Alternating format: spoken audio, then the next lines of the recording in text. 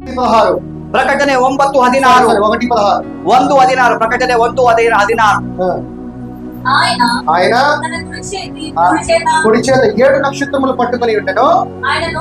ఆయన నోట నుండి 2 అంచులు గల వాడి ఖడ్గము ఒకటి బయలుగడచుండెను. ఆయన ముఖము మహా తేజస్సుతో ಆತನ ಬಲಗೈಯಲ್ಲಿ 7 ನಕ್ಷತ್ರಗಳಿದ್ದವು.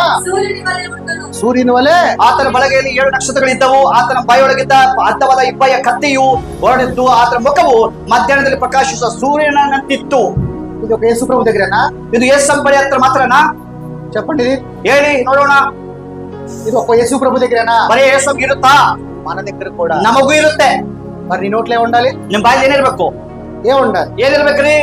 దేవుని వాక్యం ఉండాలి. ದೇವರ ಮಾತಿರಬೇಕು. దేవుని యొక్క వాక్యం ఉంటే ದೇವರ ಮಾತಿದ್ದರೆ ముఖం ఎలా ఉంటదంట? ಮುಖ ಹೇಗಿರುತ್ತೆ? ಪ್ರಕಾಶ, సూర్యుని వలె ప్రకాశమానం. ಸೂರ್ಯನ ಕಾಂತಿ ಅಂತಿರುತ್ತದೆ.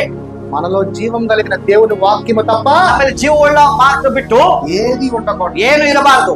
మనలో ఆశీర్వచనమే మన నోటి నుంచి ನಮ್ಮ రావాలి. ಬಾಯಲ್ಲಿ ಆಶೀರ್ವಾದ ಇರಬೇಕು. శాపవచనం మన ಶಾಪದ ಮಾತುಗಳು ಇರಬಾರದು. ఉగ్రత పుట్టించేది కాదు, ನಾವು ಕೋದ್ರ ಮಾಡೋದಲ್ಲ, కోపం పుట్టించేది ಕೋಪ కాదు, ಹುಟ್ಟಿಸೋದಲ್ಲ, ఆగ్రహం పుట్టించేది కాదు, ದ್ರೋಹ ಹುಟ್ಟಿಸೋದಲ್ಲ, ఎదుటివాడి నాశనం అయిపోవాలి దుష్టత్వం పుట్టించేది ಇನ್ನೊಬ್ಬರ కాదు. ನಾಶ ಮಾಡುವ మన ಮಾತುಗಳಲ್ಲ. నోటి ద్వారా పలకని ನಮ್ಮ ಬಾಯಿಂದ ನುಡಿಯಬಾರದು. వేడ పలికితే ನುಡಿದರೆ నీలో ఉన్న పరిశుద్ధాత్ముడిని నీవు ನಿನ್ನ ಪರಿಶುದ್ಧಾತ್ಮನು ఎదురించిన వాడివి అవుతావు. ಧಿಕ್ಕರಿಸುತ್ತೀಯ. నీ చెవులు దేవుని వాక్యానికి ಕಿವಿಗಳು ದೇವರ ಕಿವಿಗಳು ಮಾತು ಕೊಡಬೇಕು. నీవు దేవుని వాక్యానికి చెవి ఒగ్గినప్పుడు ದೇವರ ಮಾತು ಕಿವಿಗೊಟ್ಟರೆ నీ సర్వ శరీరమునకు ಎಲ್ಲ ಶರೀರ ఆరోగ్యం ಆರೋಗ್ಯ. సో నీకు మంచి ఆరోగ్యం కావాలి, ಒಳ್ಳೆ ಆರೋಗ್ಯ ಬೇಕಾ? దేవుని వాక్యం వినాలి. ದೇವರ ಮಾತು ಕೇಳು. నీకు వినటం వల్ల ఏమొస్తుంది?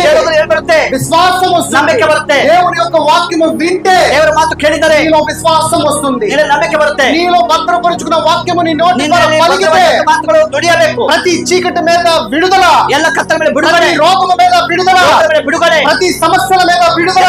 ಬಿಡುಗಡೆ. ఇది ప్రతి ఒక్కరి నాలుగు వశంలో ఉన్నది. ಪ್ರತಿಯೊಬ್ಬರ ನಾಲಿಗೆ ವಶ ಇದೆ. ఇక్కడ నుంచున్న వాడి దగ్గర ఏ ప్రత్యేకత లేదు.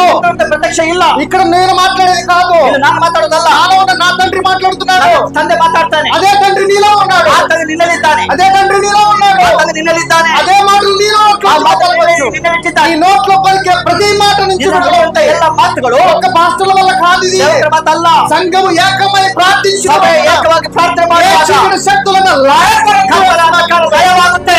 సో ఇలాంటి శక్తి కలిగి సంఘం ఉండాలి. ಇಂಥ ಶಕ್ತಿ ಸಭೆ ಆಗಿರಬೇಕು. సంఘం అంటే శక్తి కలిగి ఉండాలి. ಶಕ್ತಿ ಆಗಿರಬೇಕು.